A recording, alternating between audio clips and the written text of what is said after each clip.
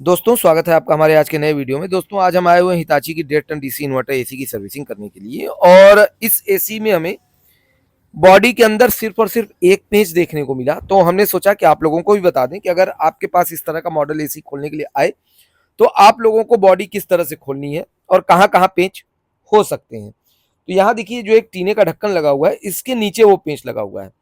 Normally जो पेंच लगे होते हैं वो बॉडी में बाहर से ही दिख जाते हैं, लेकिन इस मॉडल में जो पेंच लगा है वो पेंच इस टीने के ढक्कन के नीचे लगा है। तो आप लोगों से ये कहना है कि जब भी कभी आप एसी सर्विसिंग के लिए या एसी रिपेयरिंग की कॉल पर जाएं, तो बॉडी खोलने से पहले सारी चीज़ों को अच्छी तरीके से ज़रूर समझ लें, क्योंकि अगर आप जल्दीबाजी करेंगे तो हो सकता है कहीं से कोई बॉडी का पार्ट टूट जाए।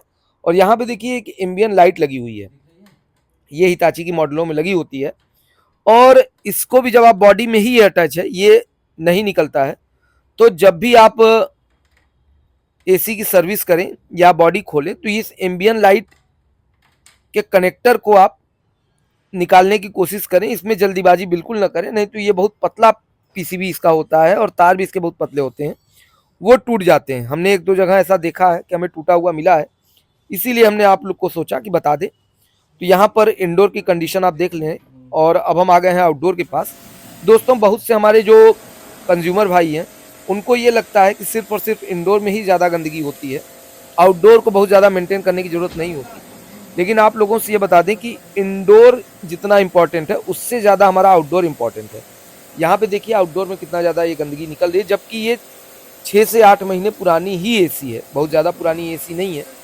और इसका आउटडोर का कंडेंसर बहुत ज़्यादा गंदा है, और ये अगर गंदा रहेगा तो आपके बिजली का बिल बढ़ेगा, कूलिंग प्रभावित होगी।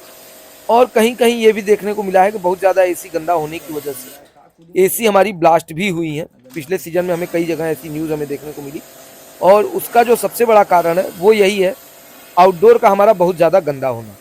तो आप सभी कस्टमर भाइयों से यही निवेदन है कि एसी की सीजन में कम से कम, अगर आपके यहाँ ज़्यादा चल रही है तो कम से कम 2 बार सर्विस ज़रूर करवाएं, और अच्छी तरीके से सर्विस करवाएं।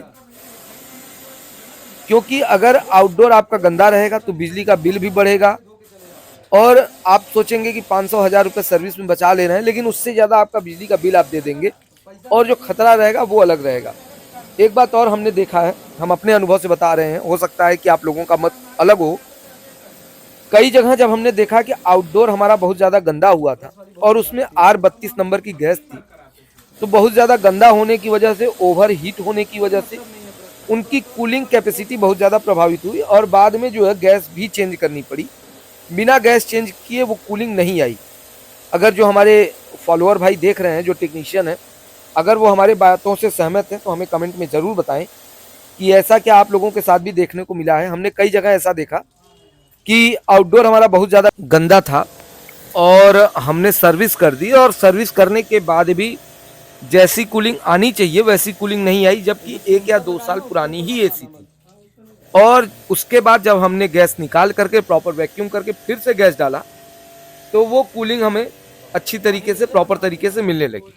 ये R32 नंबर की गैस जिस भी एसी में पड़ी है, उसमें हमें ज़्यादा देखने को मिला कि अगर हमारा आउटडोर ज़्यादा ओवर हीट हो रहा है, चाहे वो गंदगी की वजह से हो, चाहे आउटडोर के आगे कोई ऑब्जेक्ट हो उसकी वजह से ओवर हीट हुआ हो, उसकी वजह से गैस की परफॉर्मेंस जो है ख़राब हुई है।